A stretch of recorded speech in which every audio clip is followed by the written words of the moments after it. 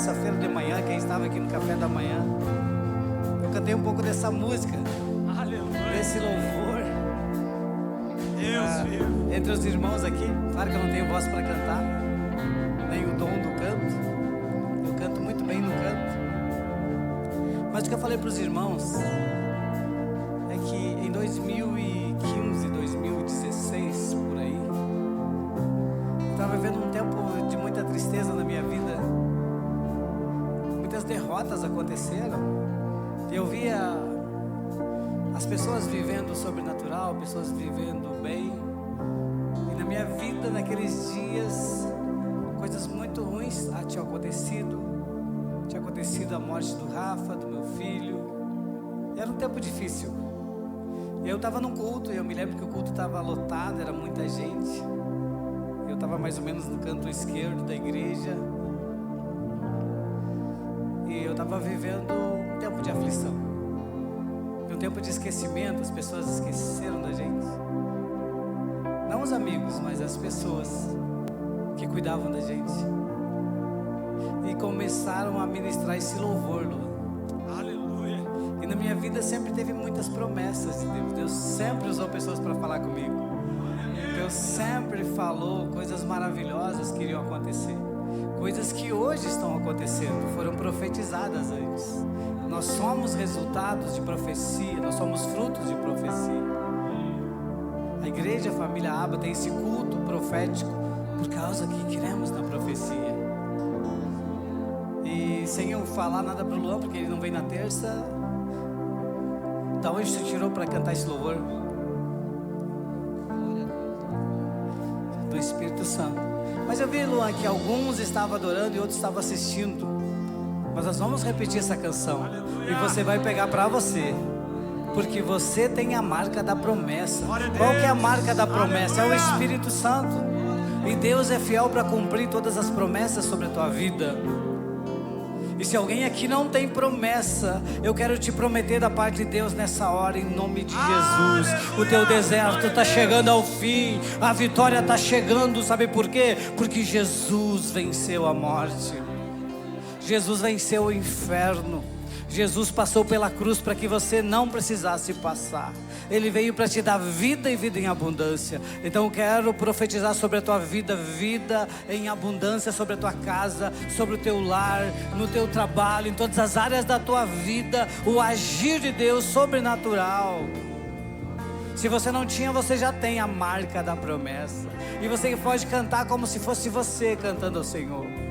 Sabe, esse louvor ele começa baseado na vida de Isaac, que era o filho de Abraão, o filho da promessa. E ele cavava poços no deserto para ter água, para ter vida em abundância. E os inimigos tapavam os poços dele. E ele não ficava lutando por aquele poço, mas ele cavava outro poço. Entulhavam os poços dele, ele cavava mais adiante. E Deus o abençoou sobremaneira. E Deus o tornou um homem muito abençoado. E assim eu profetizo sobre todos que estão escutando essa mensagem nessa noite. Todos que vão cantar esse louvor, cante, porque o teu Deus nunca falhará. E se já chegou a vez do teu vizinho, vai chegar a tua vez de ser abençoado. Celebre a vitória do irmão, porque um dia será celebrada a tua vitória. Eu aprendi a celebrar a vitória do meu próximo, porque a partir do momento que eu comecei a celebrá-los, eu comecei a ter vitórias também. E você terá vitórias no nome de Jesus. Então eu quero convidar você a cantar. Eu me lembro que eu cantava e eu declarava para Deus que chegaria a minha vez. Eu molhei o chão onde eu estava de lágrimas chorando. Aleluia! Quem chora na presença de Deus tem resposta, irmão. Deus te responde quando tu chora para Ele. Pare de chorar para homens. Chora para o Senhor, se derrama na presença dEle, se entrega na presença dEle nessa noite. E vamos cantar essa canção com muita fé. Eu te convido a cantar. Eu tenho a marca da promessa. Só quem tem a marca canta agora. Eu tenho a marca da promessa. O Espírito Santo é o selo da promessa de uma igreja remida, lavada no sangue do Cordeiro. As maldições são quebradas, cai por terra. Eu tenho a marca da promessa que Ele me fez. O irmão do teu lado não está acreditando, então olha para ele e diga: tu tem a marca da promessa. Olha para o irmão do lado, cante para ele: você tem a marca da promessa. Eu tenho a marca da promessa. Você tem a marca da promessa. Ninguém poderá impedir. Quem vai impedir? Mas quem vai apagar o selo que há em mim? A marca da promessa que Ele me fez. Ele faz para ti no secreto. Quem vai impedir? Se decidido estou, pois quem me prometeu é fiel pra cumprir. Nunca falhará. O meu Deus nunca falhará. Eu sei que A tua vez vai chegar, meu irmão. Creia, cante. minha sorte Tua sorte será mudada diante dos teus olhos, meu irmão. diante dos meus olhos, meu Deus. O meu Deus nunca falhará. Eu sei que chegará minha vez, minha sorte Ele mudará diante dos meus olhos. Quem já teve a sua sorte mudada, glorifica a Deus nessa noite. Se não mudou a tua sorte ainda, o Senhor diz assim na sua palavra: se o meu povo, que se chama pelo meu nome, se humilhar e orar a mim e me invocar, então ouvirei dos céus, perdoarei os seus pecados, sararei a sua terra, mudarei a sua sorte. Aleluia! Glória a Deus! Como é maravilhoso servir um Deus tão bom, Deus tão precioso, que ama a sua igreja, que ama você. Te amamos, te amamos, te amamos. Você quer cantar mais um pouco? Você sabe que teve um problema na energia no último culto. É muita potência aqui dentro, eu falei. E é muita energia do Espírito Santo. Queimou a parte que é da RGE lá do poste. A gente pediu, eles vieram trocar. Aí eles colocaram na rede mais fraca da rua. Então, por isso os ar-condicionado não está dando para ligar hoje. Está pouca energia. Aí nosso eletricista Gustavo já ligou para lá. Eles têm que vir de novo trocar. Então suporte o calor. Nada vai nos impedir de adorar a Deus. Aleluia! E se cair a luz, a gente vai no escuro. Porque Jesus é a luz do mundo. Ei, nada vai nos parar. Nada vai nos parar. É que o que acontece? A igreja é como um rio de água viva. E por onde ela passa, ela vai mudando. E se havia pouca energia aqui nesse bairro, vamos ter que acrescentar mais energia. Porque nós estamos aqui. Na sua casa tem pouca energia, vai ter que ter provisão. Porque nosso Deus é Deus da provisão, amém? Ele muda as circunstâncias, muda as situações. E aí, você quer cantar um pouco mais? Os meninos estão afiados hoje, né? Então vamos cantar um pouco mais, vamos adorar um pouco mais. Chama a presença do Espírito Santo. Vitorioso é. Ei, levante para Ele um altar de adoração. Adore, adore, adore. Hoje está maravilhoso. Eu sinto a presença nesse lugar. Eu estou sentindo, está palpável. Os reinos vêm e vão, teu nome assim está. Teu nome dável é, diga, vitorioso és, na tempestade está. Oh, aleluia! Dável é, os reinos vêm e vão, teu trono acima está.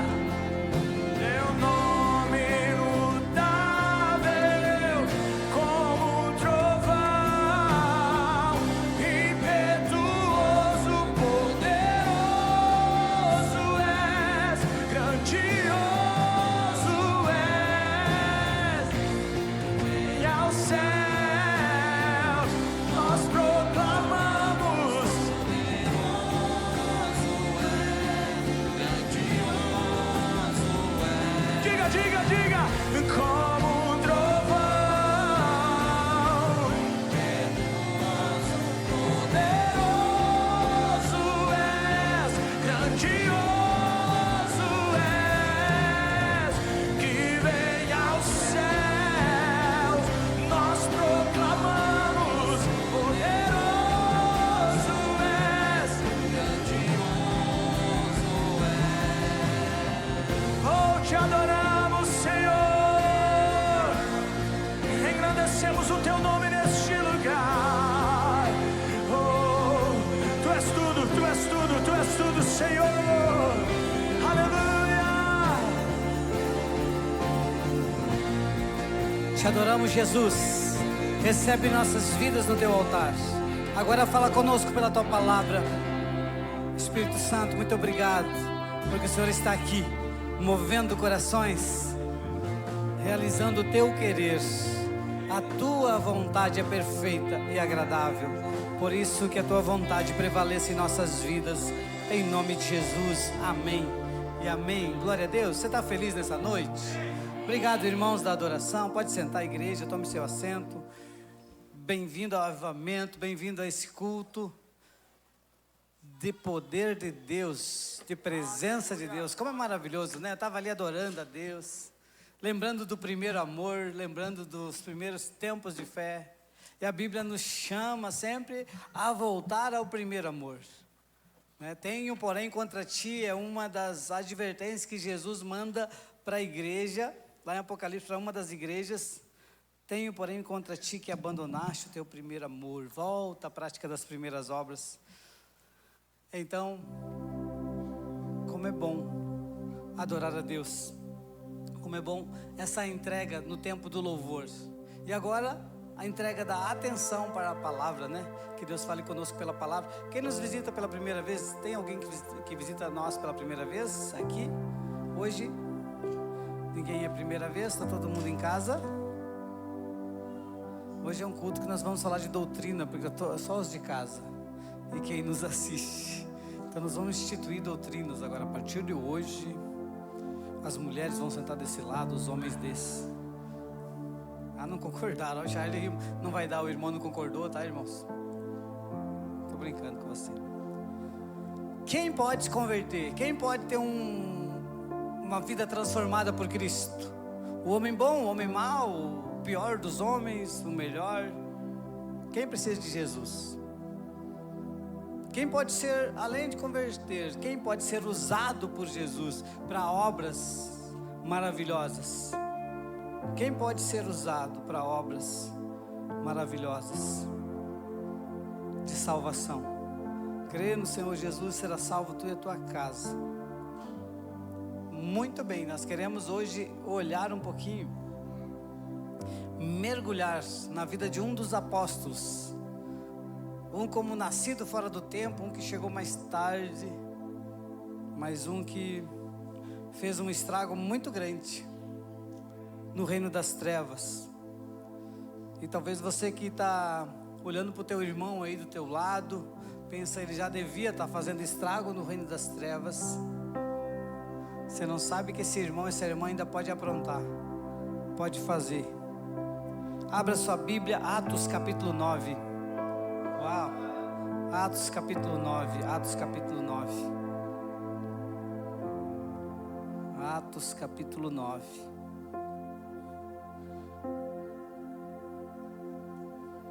Atos capítulo 9. Encontrou? Posso ler? Passo a ler então. E Saulo, respirando ainda ameaças e morte contra os discípulos do Senhor, dirigiu-se ao sumo sacerdote e pediu cartas para Damasco, para as sinagogas, a fim de que se encontrasse alguns deste caminho, quer homens, quer mulheres, os conduzisse presos a Jerusalém. O que nós temos aqui nesses dois versículos? Dois versículos falam de um homem chamado Saulo. Saulo. Quem é Saulo?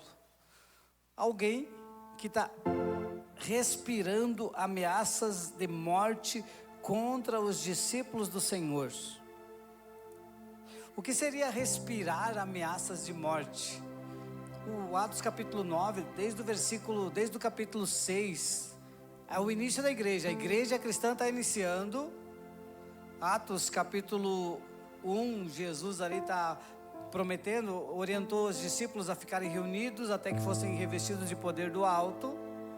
E os discípulos então ficam reunidos. Atos capítulo 2, acontece o Pentecostes, o Espírito Santo vem à terra e eles são batizados no Espírito Santo.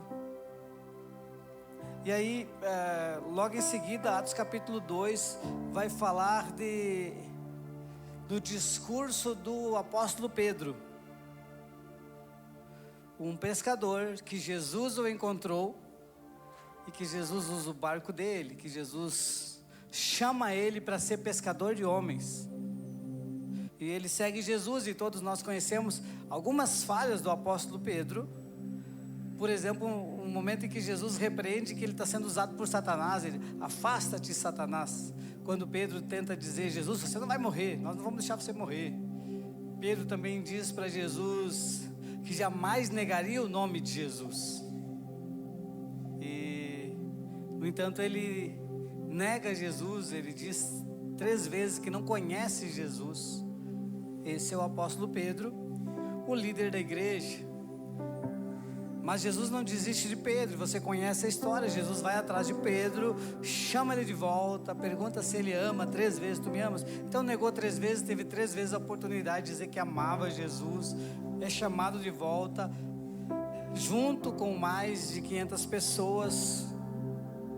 Eles ficam reunidos numa casa até que do alto eles sejam revestidos de poder. Jesus disse: olha, vocês receberão poder e daí serão minhas testemunhas. Jerusalém, Samaria, até os confins da terra. Esse é Jesus dizendo para eles: não vão sem o Espírito Santo. Não tente testemunhar, porque o que vocês vão testemunhar não é algo da terra, é algo dos céus. Os céus veio à terra para transformar a terra, para transformar pessoas. Tem transformado nossas vidas. O que transforma é o Espírito Santo. Então o Espírito Santo, ele pode ser honrado e respeitado, e é o que está na terra agora, porque são 3, você sabe, né? Deus é o unigênito, Deus é o único, mas ele 3 formas de se apresentar na terra: como Deus Pai, o Criador de todas as coisas, o Deus Filho, Cristo Jesus, e o Deus Espírito Santo. Deus Pai fez todas as coisas. Há 2000 anos atrás, o Deus Filho, Jesus, veio a essa terra, subiu aos céus e disse: olha, eu preciso subir, porque eu preciso enviar para vocês o Espírito Santo. Se eu não for, ele não virá. Então Jesus subiu aos céus, está sentado à direita de Deus, mas enviou aqui para a terra o Espírito Santo. E o Espírito Santo, ele não habita em templos feitos por mãos humanas, e não habita em templo sujo. O Espírito Santo escolheu habitar dentro de nós. Por isso a palavra de Deus diz: sejam santos, santifique-se. Santos quer dizer separados do pecado. Não quer dizer que depois que você morrer vão construir uma estátua de você, aí você será um santo. Não, santo é enquanto vivo, que quer dizer luta contra o pecado, vence o pecado. Mas você não conseguirá até vencer o pecado sem a ajuda do Espírito Santo. Você não conseguirá vir à igreja sem o Espírito Santo, parar para olhar o culto. Você não conseguirá sem o Espírito Santo. Então o Espírito Santo, ele é fundamental. A igreja de Cristo, ela não iniciou sem vir o Espírito Santo. Jesus disse: olha, vocês estão preparados, mas não vão, porque falta para vocês o Espírito Santo. Fiquem reunidos. E Atos capítulo 2 vai dizer: cumpriu-se o dia de Pentecostes, o Espírito Santo desceu, línguas como de fogo, vento impetuoso. Quem estava passando lá fora pensava que eles estavam embriagados.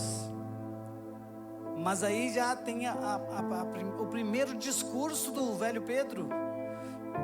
Ele faz um discurso, se você acredita. Num discurso que ele sai lá fora, ele diz: senhores, eles não estão embriagados como vocês estão pensando. O que aconteceu é o que está se cumprindo, é a promessa de Joel e de Cristo, que o Espírito Santo seria derramado sobre toda a carne. O Espírito Santo foi derramado há 2000 anos atrás. a Bíblia vai dizer que 3.000 pessoas se converteram. Não é 3, não é 30, não é 300 pessoas, é 3.000 pessoas, num discurso, numa fala do Pedro, o apóstolo. Eu olhando para essas coisas, porque o Senhor tem me mostrado a Bíblia como base para nós vivermos, e vivermos a fé. Então, a semana passada eu estava falando de Isaac, Jacó, falando dos patriarcas de Abraão. Te engrandecerei o nome e te farei riquíssimo e multiplicarei a tua descendência e te darei essa terra. Esse é um Deus que quando Ele vem na terra, Ele causa um espanto de tão maravilhoso que Ele é. Então qual igreja, qual pastor hoje que fala uma palavra, 30 minutos e 3.000 pessoas se convertem? Eu fico aqui pregando aqui 40 minutos e às vezes tem só crente aqui dentro e tem 3 ou 4 visitantes e eles nem aceitam Jesus. E vocês admiram, a igreja Família Abra é muito abençoada, mas eu estava olhando para você, eu quero isso daqui. Meu Deus, eu não me conformo de não viver o que está aqui. Eu quero viver o que está aqui. Tá, mas 3.000 pessoas, já começa a igreja então com 3.000 pessoas, Isaías. 3.000 pessoas, isso está em Atos 2:41. Atos 2:41. Atos 2:41, é só voltar um pouquinho da Bíblia. Atos 2:41 vai dizer assim: de sorte que foram batizados que de bom grado receberam a sua palavra, naquele dia agregaram-se quase 3.000 almas. Não, mas Deus não está preocupado com o número, o que importa é qualidade. Que Bíblia é essa? Essa aqui está dizendo que é 3.000 pessoas. Quem quer pregar para 3.000 pessoas e elas se converterem? É para vocês, irmãos. Eu estou muito preso aqui nesse altar pregando e através das mídias, mas vocês poderão ir às nações e pregar para 3.000 pessoas, porque esse é Cristo. Vocês sempre farão maiores obras do que eu faço. Jesus disse para os discípulos: quem crer em mim fará maiores obras do que eu faço. Crer e obedecer, é claro. A obediência que atrai a bênção. Sem obediência há um muro que não deixa a bênção chegar, a bênção das promessas. Tá, mas se nós estamos admirados com 3.000 pessoas nesse primeiro discurso, e o segundo? Onde que está o segundo discurso? Aí Pedro fala mais um pouquinho, no Atos capítulo 4, versículo 4. Primeiro tem um discurso e 3.000 pessoas são saradas, mas aí nós já estamos dando chaves para o crescimento da igreja. Pode ser um seminário, Tiago, que nasceu agora aqui. Discurso, 3.000 pessoas, mas aí aparece um lindo, um maravilhoso, um paralítico. Hoje eu estava aconselhando um pastor por telefone e eu disse: procura um doente na tua cidade e cura ele. Toda necessidade é uma oportunidade, um milagre. Toda necessidade é uma oportunidade de um milagre. Encontre os necessitados e resolva o problema deles. E aí as pessoas vão ver Jesus em você. Jesus viu alguém necessitado e resolveu seus problemas? Sim, uma mulher estava para ser apedrejada e morta, e Jesus chega no ambiente. O que ela necessitava? De livramento. Jesus disse: não tem pecado, atire. Jesus livrou com sabedoria, com espírito de sabedoria. Nós rejeitamos o espírito de sabedoria, né? Eu estou falando do Espírito Santo, estou falando dos apóstolos, do início da igreja. Mérito do Pedro, o apóstolo? Não, mérito do Espírito Santo, porque só aconteceu depois que desceu o Espírito Santo. Então, sem o Espírito Santo, você é um símbolo que retine, um prato que bate, um barulho que se faz. Por isso eu sempre oro para Senhor, me dá graça para subir naquele altar, e que tenha graça nas palavras, e que tenha poder além da voz feia de taquara rachada, mas poder para transformar alma, espírito, corpo. Que isso daí não é meu, é do Espírito Santo, é do meu amigo Espírito Santo. Você é amigo do Espírito Santo? Talvez você prega para alguém, você fala com alguém, você tenta ganhar teu marido, tenta ganhar teu filho, tenta ganhar as pessoas, você não consegue, porque falta o Espírito Santo. Falta intimidade com o Espírito Santo. Falta acordar de manhã e dizer: bom dia, Espírito Santo. me acompanha mais hoje, apesar de mim. Vamos junto hoje para as minhas tarefas diárias. Não me deixe errar com as pessoas, nas funções, nas tarefas. Você sabia que para construir o templo precisou, e é a primeira vez que a Bíblia relata que alguém foi cheio do Espírito Santo, foi para construir o templo? Deus fez tudo. Aí quando Deus orienta a Moisés fazer o templo, Deus encheu Bezaleel. Eu devia saber bem certinho o nome, né? Porque eu, afinal de contas, sou o pastor. Mas é Bezalel. Foi cheio do Espírito Santo para fazer o templo. Aí você pensa, não, eu preciso do Espírito Santo só para cantar louvor ali. Não, você precisa do Espírito Santo para fazer as suas atividades, para fazer promoção lá no teu serviço, para fazer o pão, para fazer tudo. Você precisa do Espírito Santo. Tá, mas para fazer também grandes obras. Aqui o apóstolo Pedro, então, 3.000 pessoas. Aí mais um discurso, Atos capítulo 4, versículo 4. Quantas mil daí pessoas se converteram? Mais?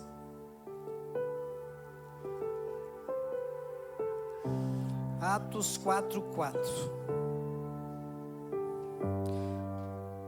Estando eles, souberam os sacerdotes capitães, doendo-se muito de que ensinasse o povo, anunciaram Jesus a ressurreição dentre os mortos, e lançaram mão deles e colocaram na prisão. Muitos, porém, dos que ouviram a palavra creram, e chegou o número desses homens a quase 5.000 homens. Sabe o que aconteceu aqui? Eles curaram um paralítico. Primeiro só discurso, depois prática. Depois eles estavam chegando no templo, um homem que jazia à porta do templo há muitos anos, era levado ali para pedir esmola, pediu para Pedro e João: eu preciso de um dinheirinho. Eu e você daria dinheirinho para essa pessoa. Mas os homens cheios do Espírito Santo disseram: não temos prata nem ouro, mas o que temos te damos, levanta e anda. E o homem levantou? Não levantou. Porque até o milagre tem um processo incrível. Ali a Bíblia vai dizer que, estendendo a mão para o homem, puxou o homem, colocou ele de pé, e então ele ficou curado. E os primeiros passos que ele deu foi para dentro do templo. Alguém que era colocado lá na fora, que não tinha acesso à principal coisa que um ser humano pode ter na vida, que é a adoração no centro, no templo. Ele ficava lá fora. Mas no momento que ele foi curado, ele entrou louvando a Deus. E você foi curado? Já está louvando a Deus? Você entra no culto? Ou só entra na igreja e fica assistindo o culto? Aquele homem foi curado e ele entrou no templo e começou a adorar a Deus. E aí começaram a ter discussões porque curaram, e os principais da sinagoga prenderam os discípulos porque curaram um homem. Então não se admire se a gente for fazer o bem e querer crescer, que diminua a luz, que nos persigam, que inventem o mal contra você, que ridicularizem você por você vir na igreja, por você usar a Bíblia, por você ser dizimista fiel. Vão ridicularizar, mas quem está por trás deles, o que eles nem percebem, nem sabem que existe, que é o reino das trevas, o império das trevas. Mas não se envergonhe do evangelho, porque o apóstolo Paulo, não queria falar do Paulo já, mas é obrigado a falar dele. Ele disse: o que para eles é, para nós que somos salvos, é poder de Deus. Não me envergonhe do evangelho. Meu Deus. Então o apóstolo Pedro converte 3.000 pessoas num discurso, cura uma pessoa após o sinal. Por isso precisa haver curas e sinais. Por isso que nós ficamos louvando e pedindo para Deus curar, porque é pela misericórdia que Ele cura. Por isso que nós queremos ser essa igreja, e somos essa igreja que provoca milagres, que a pessoa chega aqui doente e sai curada. Nós precisamos continuar orando e buscando isso, porque senão nós vamos voltar a ser a igreja, como a maioria delas, só do discurso bonito. Aí eu posso me especializar, fazer uns cursinhos de homilética, fazer uns cursinhos de projeção, projetar ali a mensagem, você sair daqui feliz, mas doente e muitos endemoniados. Eu prefiro ficar na dependência do Espírito Santo, sem técnica, sem sabedoria humana, mas cheio do poder de Deus. Porque é isso que tem atraído. O que atraía as pessoas, as multidões, antes de Jesus para o Rio Jordão, era a presença do Espírito Santo na vida de João o Batista. As pessoas iam longe para ouvir João, porque João não estava pregando no centro da cidade, não estava pregando, ele estava lá no deserto, lá no riozinho chamado Jordão. Lá ele pregava e as multidões iam para lá. Então por isso que eu também fico tranquilo nessa questão de onde será que Deus vai nos dar o terreno para a construção do nosso templo.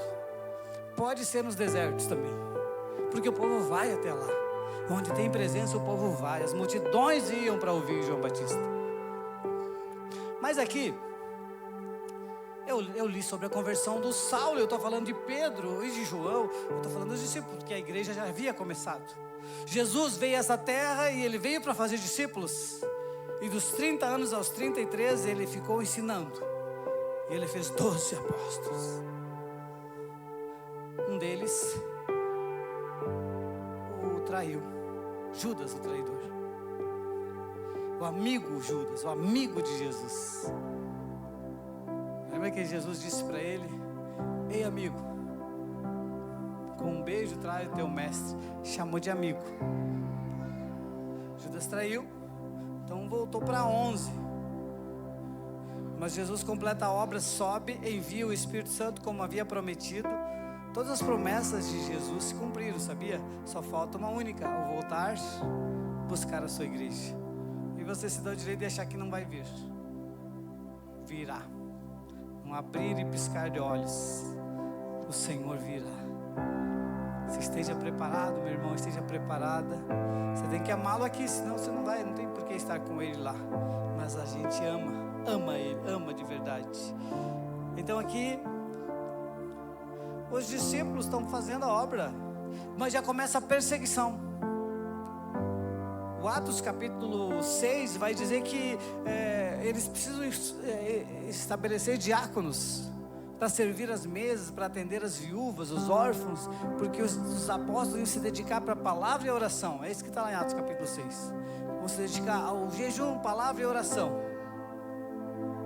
E os diáconos serviram as mesas. Só que para ser diácono precisava ser cheio do Espírito Santo. Nada na igreja de Cristo pode ser sem o Espírito Santo.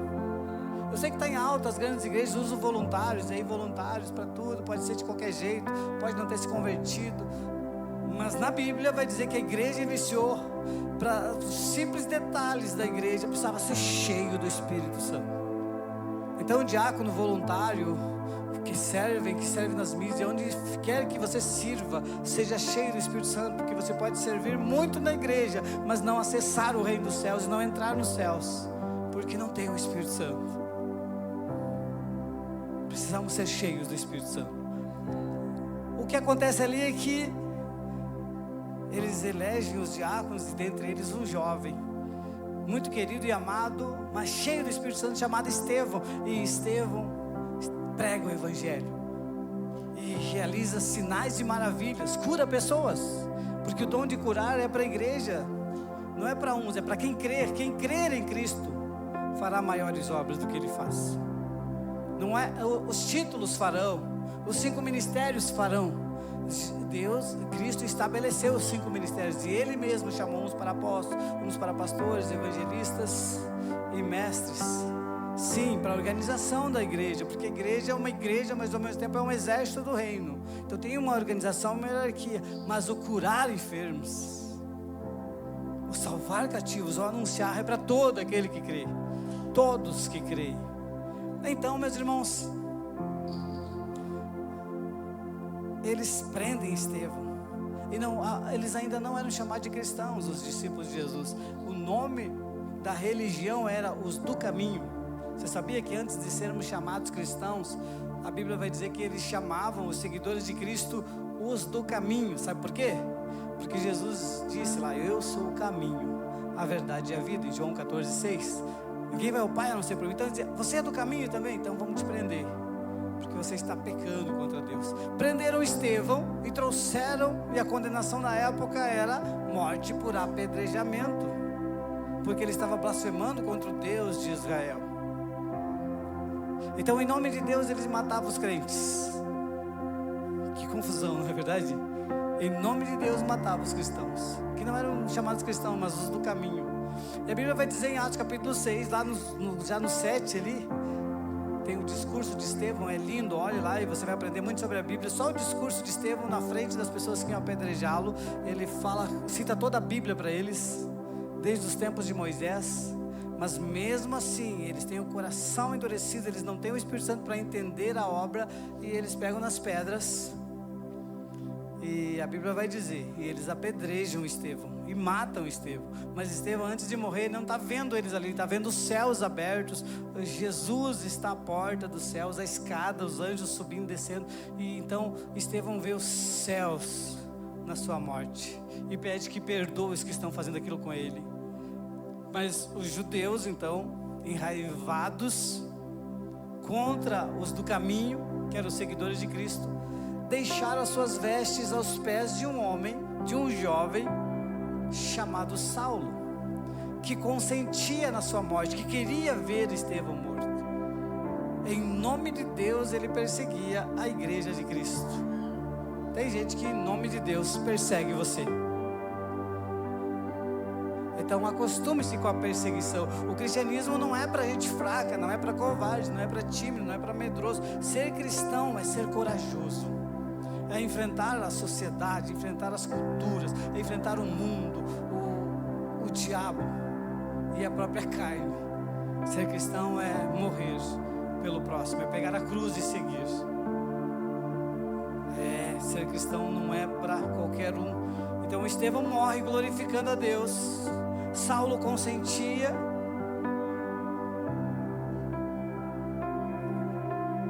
E a igreja crescia, mas o Pedro, o apóstolo Pedro, era para pregar para quem não era judeu, mas ele não queria. A religião limita a pessoa. Como ele era judeu, ele era ex-praticante do judaísmo, então ele queria circuncidar, usar os costumes dos judeus para os não judeus, para quem não nasceu em Israel, para as nações da terra, circuncidar o povo. Aí Jesus, eu acredito que houve uma reunião no céu, Charlie, uma reunião nos céus, e Jesus olha, porque sabe o que a Bíblia diz? Ele há de completar a obra que ele começou na tua vida. Ele veio para fazer uma obra. Ele disse: ide por todo mundo e prega o evangelho a toda criatura. Só que quando você não faz, Deus chama outra. A obra não para, Ele só substitui as pessoas. E eu não quero ser substituído, Senhor. Eu quero estar no centro da tua vontade, eu quero fazer a tua vontade. Eu creio que você está aqui, o chamado que Deus te fez é para isso, porque nós vamos às nações da terra, nós vamos a todas as cidades do Brasil e às nações da terra. Deus tem nos chamado para isso. Nós temos uma visão, nós temos um destino, nós temos uma forma de fazer, e nós temos a unção do Espírito Santo para poder fazer isso, porque sem Ele nada nós poderemos fazer. Então essa obra é dele, irmão. Aí Jesus olha, e os 12, que não é mais 12, é 11, não vão por toda a terra. Permite a perseguição, começa a perseguir, matam Estevão, e mesmo assim eles não vão. Sabe, às vezes Deus permite a perseguição lá na sua vida para você se mover, para você se voltar para Deus, para você fazer um jejum, uma oração, um culto, uma campanha, 7 cultos, sei lá, para fazer algo. E você não, só olha para o problema. Estou sendo perseguido, estão matando os nossos, mataram meus sonhos, estou falindo, e não reage. Então a palavra de hoje é: reaja, porque Deus está assistindo. Na terça-feira eu falei aqui, eu quero repetir antes de continuar a mensagem. Talvez você está passando no meio de uma prova. Só que todos nós que já participamos de alguma prova na vida, seja lá do ensino médio, ou da faculdade, ou de algum concurso, você sabe que quando você recebe a tua folha da prova, existem geralmente 2 pessoas dentro da sala de aula, ou 3, mas você não pode consultá-las e elas não falam com você, elas ficam assistindo, ver se você estudou e vai poder responder as questões e ser aprovado na prova. Porque Jó passou por uma grande prova e Deus não estava ali o tempo todo dizendo: ô Jó, está acontecendo isso, por isso, por isso. Não, Deus havia demonstrado o amor dele para o Jó e disse: pode testá-lo, porque eu confio nele. Então no meio da sua prova, pode contar muitas vezes com o silêncio de Deus. Deus não vai estar ali dizendo: está acontecendo isso, por isso, por isso. Aliás, nos piores momentos da nossa vida, a gente quase não consegue escutar a voz de Deus, mas a gente se alimenta do bom depósito. Por isso talvez você esteja escutando uma palavra como essa hoje, nem faça sentido, mas quando você ir para a prova, você vai dizer: ah, mas eu já ouvi isso, e você tira 10. Então perde só quem perde culto, sabia? Quem vem culto não perde, porque você está adquirindo conhecimento, e o conhecimento liberta. Conhecereis a verdade, e a verdade vos libertará. E Oséias diz: o povo perece porque lhe falta o entendimento. Então conhecer a palavra. O Espírito Santo é tão maravilhoso. ouve uma palavra, essa não é para mim, essa deve ser para a irmã, para o irmão que está aqui. Mas você guarda no bom depósito. E o dia que você precisar dela, o Espírito Santo vai te lembrar. E você vai puxar, porque ela é uma espada que corta e que te livra no dia das provações e das lutas. Onde estávamos aqui? Então tem alguém passando em prova aí e está um silêncio? Tire 10, tire 8, tire 9. Tem uns que gostam de gabaritar. Eu sempre achei importante tirar acima da média ali um pouquinho, mas nunca fui lá. A Dete morria estudando para tirar 10 e conseguia. Tirou 10 no TCC, tirou. Eu não, eu quero passar, Senhor, me deixa passar. Eu chegava, todas as provas da faculdade, todas as provas que eu fiz na vida, depois que eu me converti, a primeira coisa que eu fazia, eu digo para os jovens, para as pessoas que estão em prova, põe a prova em cima da mesa e a primeira coisa fala com o Espírito Santo. Eu me debruçava assim, Espírito Santo, me lembra o que eu estudei. E o que eu não estudei me dá sabedoria. Aí é o milagre que eu preciso. Mas me ajuda a fazer essa prova. E ele sempre me ajudou. Sempre me ajudou. E vai te ajudar, irmão. Você vai passar por essa prova. E vai dar glória a Deus. E ela tem a finalidade de te aperfeiçoar. As provações, o Tiago, irmão de Jesus, ele diz na Bíblia, tende por alegria o passar pelas provações. Sem provação não tem graduação, irmão. Aí você não fica graduado. Você é um crente frágil, Nutella. Aí não vai conseguir entrar na porta, porque a porta é estreita. Então as provações vêm para nos deixar mais forte, para nos deixar mais capacitado. E elas deixam cicatriz e é dolorido, irmão. É cruz. Mas como os mártires da fé, né? Eu nunca esqueço de um dos discípulos que ele abraçou a cruz e disse, estava condenado, ia ser crucificado. Ele disse, que honra morrer como meu mestre morreu. Só que hoje em dia se mostrar, não, mas nós aqui na família Aba, a gente está formando crentes, um exército, formando homens e mulheres dispostos a pagar o preço. Vocês têm pagado um preço, eu sei que tem, por estar aqui. E vamos chegar na conversão do Saulo, não? Vamos, pastor, vamos para Saulo, que o culto já está quase terminando. E nós nem entramos na mensagem, isso aqui é só a introdução. Não se apavora, não vou ser bonzinho contigo. Então, matando os seguidores, matando os diáconos, porque eram homens de Deus, prendendo todo mundo. Aí Cristo olha lá de cima e diz, eles não foram. Eu vou pegar alguém que tem sangue nos olhos, alguém que tem, nem que seja ódio,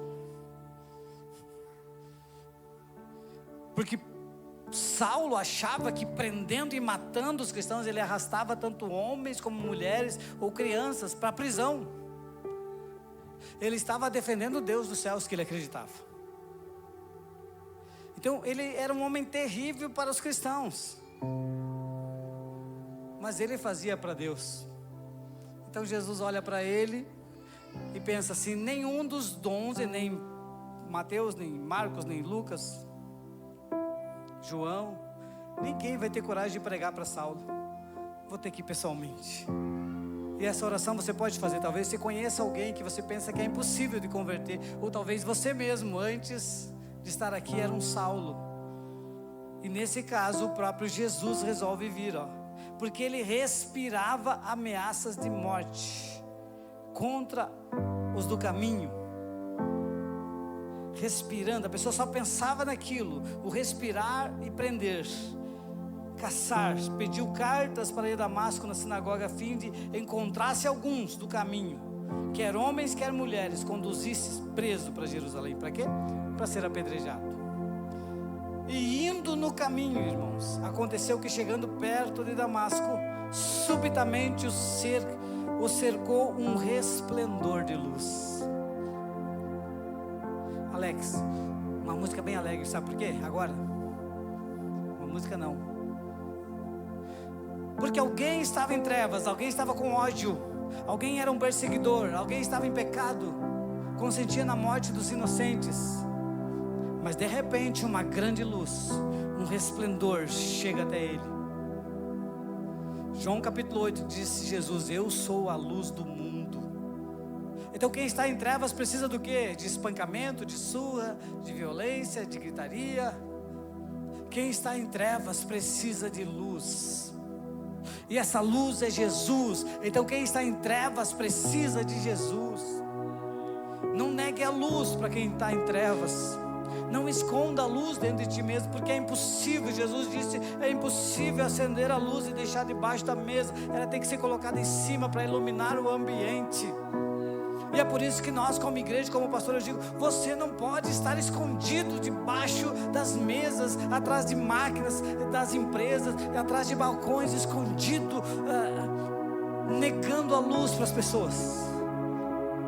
Você precisa estar em cima, todos precisam ver você. Foi isso que Jesus disse, ninguém coloca a luz lá embaixo. E Jesus, quando veio sobre o Saulo, que estava com um grupamento de soldados,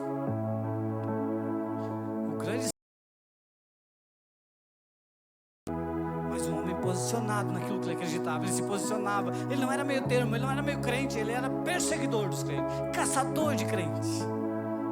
Mas quando ele vê Jesus, ninguém vê Jesus, ele cai de joelhos, só que a luz de Jesus é a mesma luz que saía de dentro da arca da aliança, porque é a luz de Deus que matava as pessoas que estavam em pecado, que Uzá tocou nela e morreu. Essa luz derreteu os olhos de Saulo, ele ficou cego na hora, queimou os olhos dele, ele já não via mais nada, e ele só ouviu a voz junto com os outros: Saulo, Saulo, por que me persegues? Só que ele estava na posição mais importante da terra, talvez, que é de joelhos dobrados aos pés de Jesus. Talvez você pense que a posição mais importante é em qualquer outro lugar, ou em algum lugar de importância.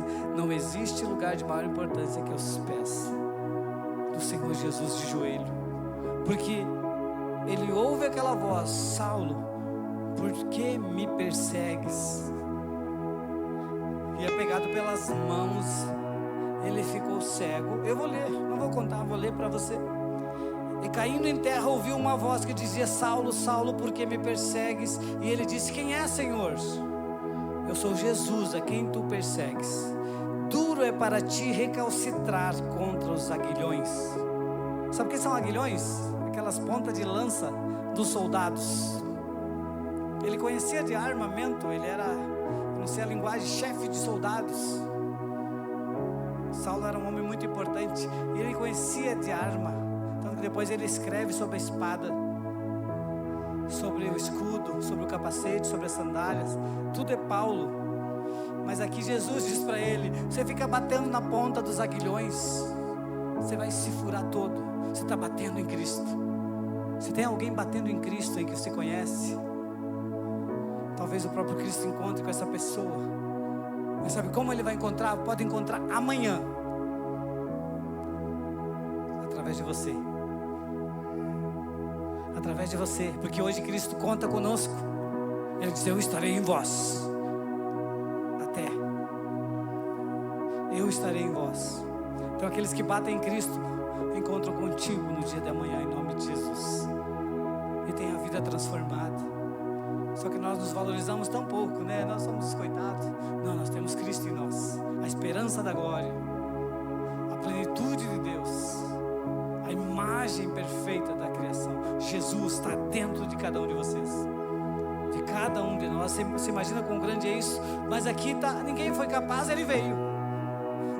Ele diz: Paulo, para de bater nos aguilhões. E ele, tremendo, atônito, o cara que respirava ameaça de morte, agora está tremendo, atônito na presença de Jesus.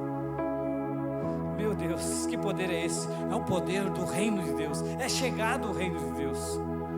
E ele, tremendo, atônito, disse: Senhor, que queres que eu te faça? E Jesus lhe disse: levanta-te, entra na cidade, e lá será dito o que tem que comer. Tu que fica dizendo para os outros o que fazer, agora eu te digo: levanta, entra na cidade, e lá espere, vão te dizer o que tu tem que fazer.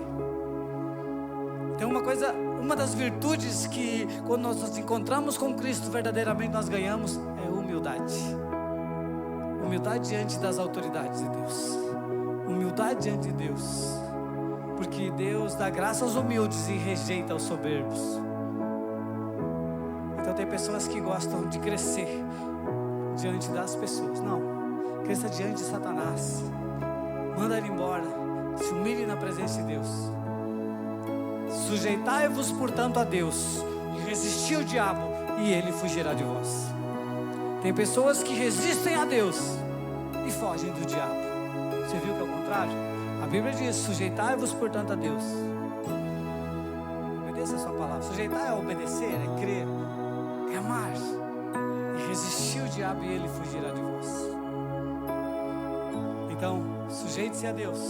Sujeite-se às pessoas. Aqui o Saulo grandão, ele tem que agora ir lá, ficar na casa de um homem, esperando pela misericórdia. E a Bíblia vai dizer, e aqui eu tenho como purificação do Saulo, porque ainda ele é Saulo, agora está sendo transformado em Paulo. Saulo significa grandão, Paulo significa pequeno, e ele está sendo transformado.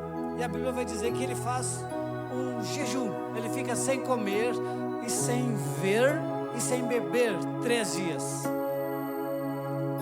Daí a teologia do pastor aqui, eu entendo que ele ficou sem ver, sabe por quê? Quando você tem um encontro com Jesus, antes de ver Jesus, você está vendo muita coisa ruim, e os olhos é a porta do coração, a porta da alma. Então Saulo, para ser liberto, para ser purificado a mente, como purificará a mente de um homem? É como um rio a nossa mente, sabia? Como que se purifica um rio contaminado? Você só para de jogar ali lixo, aquilo que contamina, e você deixa água nova descer, e aquele rio é purificado. Como você vai purificar a tua mente? É parando de olhar coisa ruim, parando de olhar coisa feia, parando de olhar aquilo que faz mal, e a tua mente fica purificada. O Saulo ficou 3 dias sem ver nada. Antes respirava, tinha ódio. 3 dias de jejum. Antes inimigo da cruz. Aquele que estava em trevas, Paulo, raiva, ira, trevas, resplandece a luz de Cristo. Ele tem um encontro com Cristo, se transforma num homem humilde. E olha só, interessante algo que acontece ali, porque Jesus, ele não vai lá falar com o apóstolo Pedro. Sabe, Jesus, ele quebra os protocolos todos, assim, né? Do orgulho humano, das religiões, das instituições também. Porque Jesus deveria ter ido falar com Pedro, que era o líder da igreja, para vir ungir a Saulo. E não. Jesus vai lá no profeta chamado Ananias. Ananias, profeta, a Bíblia diz que era um profeta, um homem. Às vezes as pessoas estão tão ocupadas que não conseguem ouvir a voz de Deus, mas os profetas são aqueles que ouvem Deus e trazem a palavra de Deus para a terra.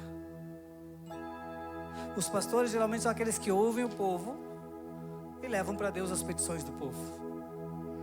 Os profetas ouvem a Deus e trazem para o povo o que Deus está falando.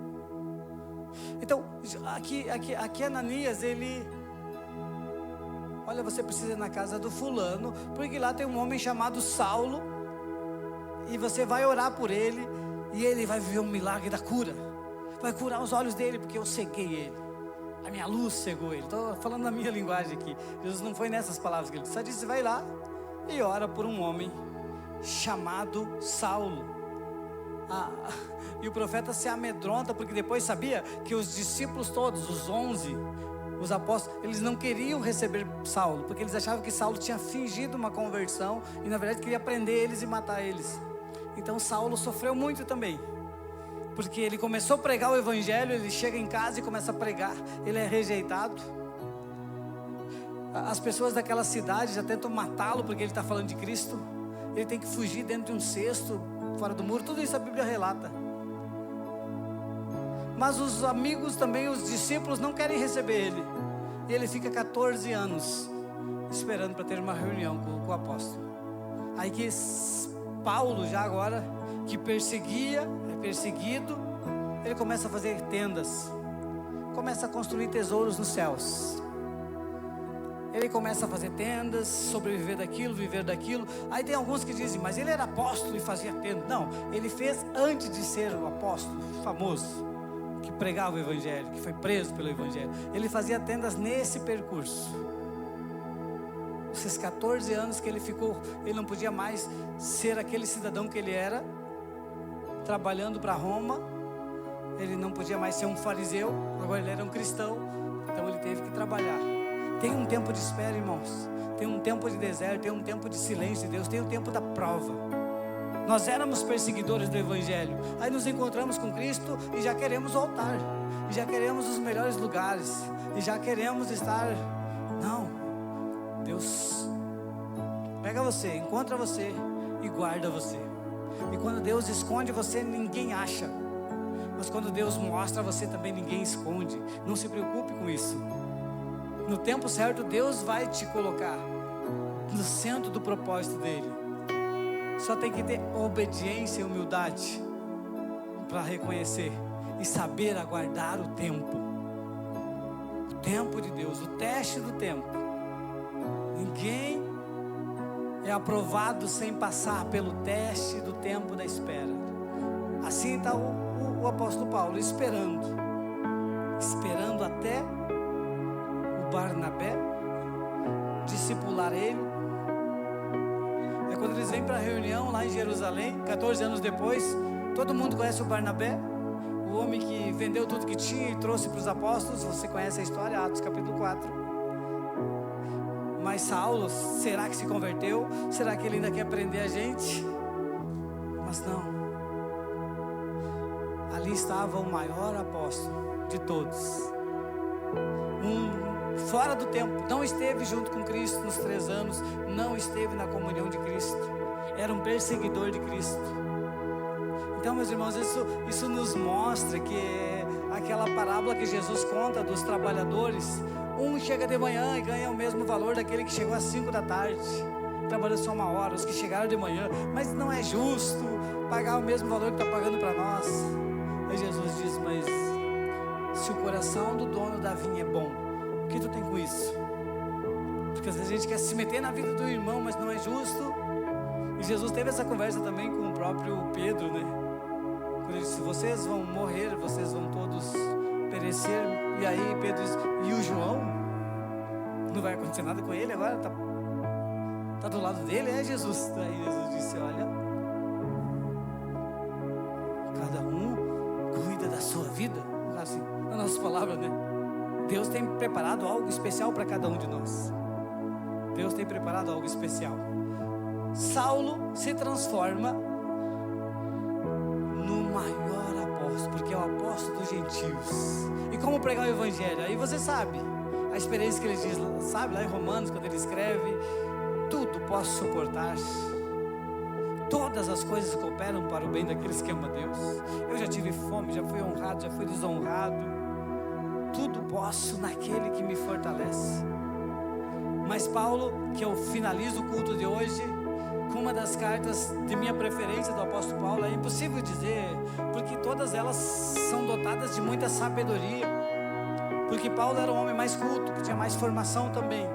Os outros eram pescadores, eram pessoas mais simples, mas mesmo que estiveram na escola de teologia com Cristo 3 anos, porque 3 anos diante do mestre, todos os dias convivendo, então eles viram milagres, testemunharam milagres, e Jesus mesmo ensinou para eles.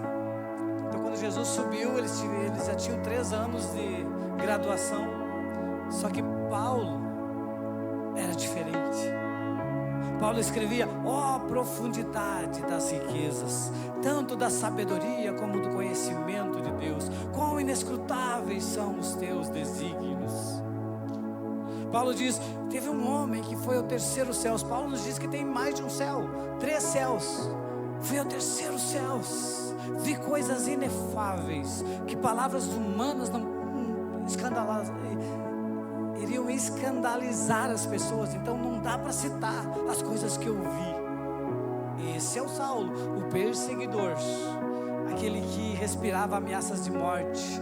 Depois ele dizia, para mim, romanos, para mim, judeus, fariseus, não sou de vocês, sou de Cristo. Estou algemado na causa de Cristo. Para mim, viver é Cristo e morrer é lucro.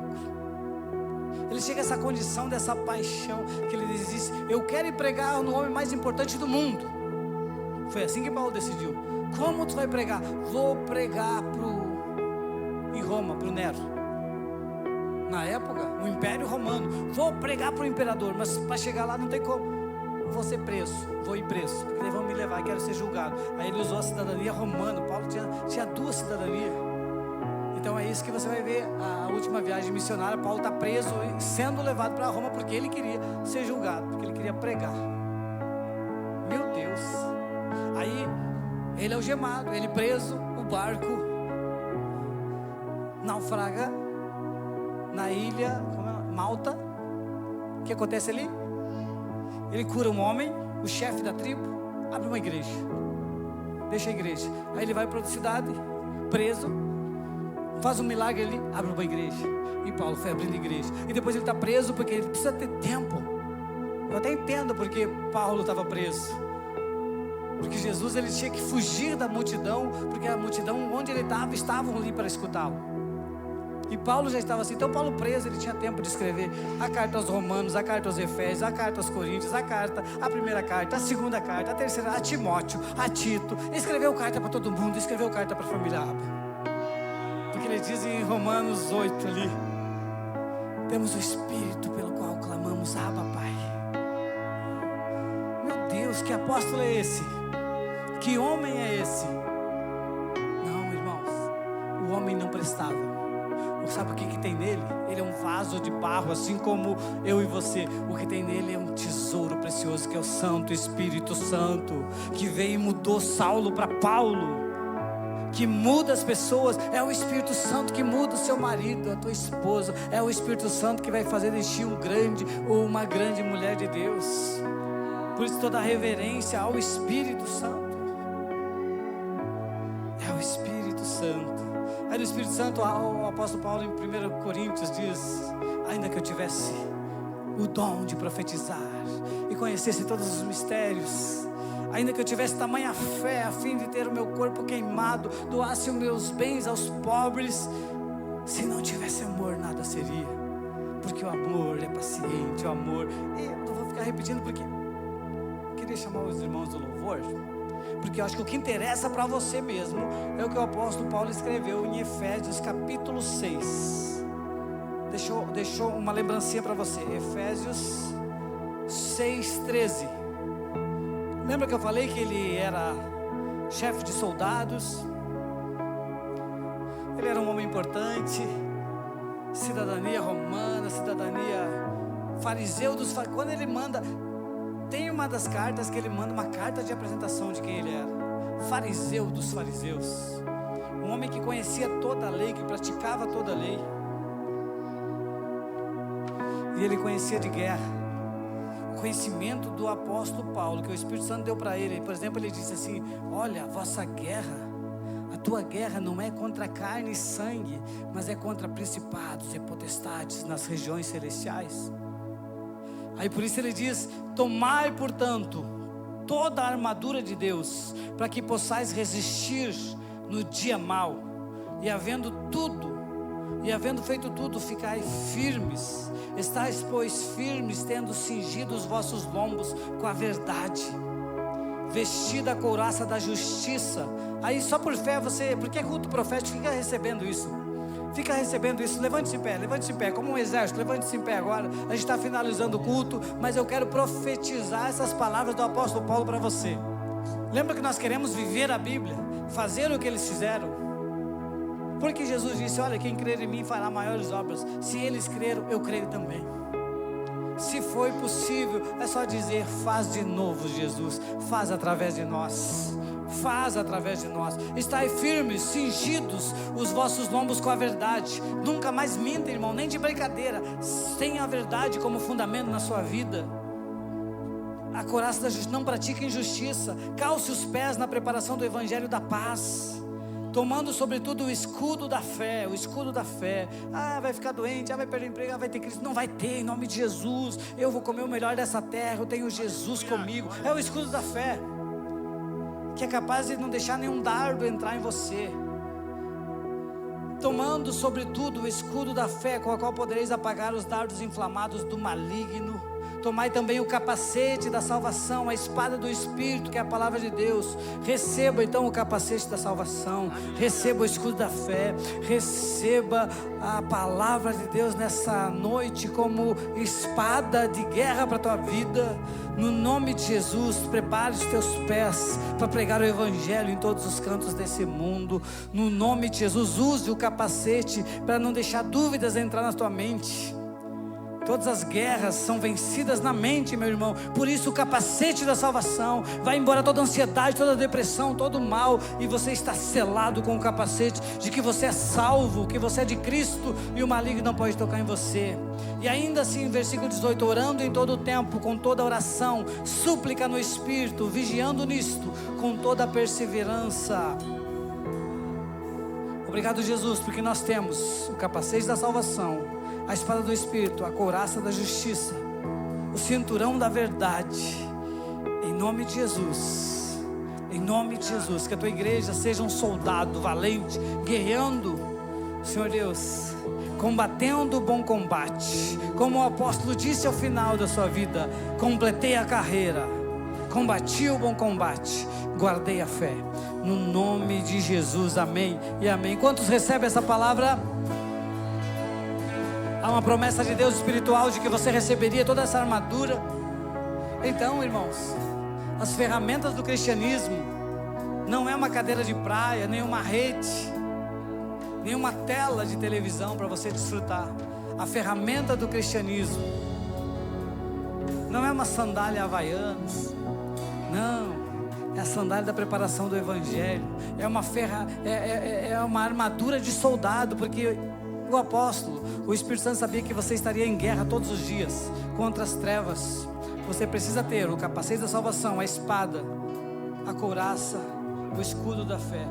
E eu creio que aqueles por fé receberam hoje em nome de Jesus, amém? Glória a Deus. Agora nós temos o tempo do dízimo, oferta, primícia, voto. Durante esse louvor você pode trazer à frente